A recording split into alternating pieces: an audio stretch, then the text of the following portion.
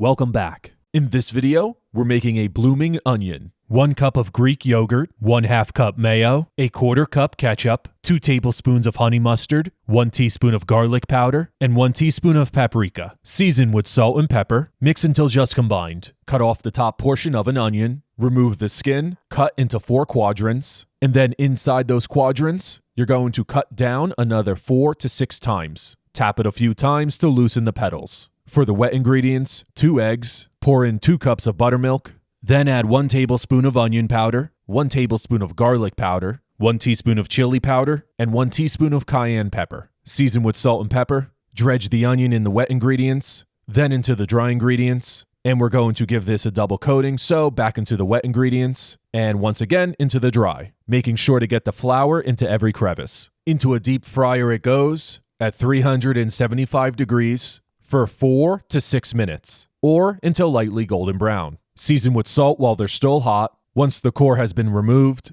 place into a serving bowl. Into the center, some onion dipping sauce. And there we have it, a bloomin' onion. That's it for today, guys. Drop a like and a comment below. Subscribe if you're new. I'll see you next time.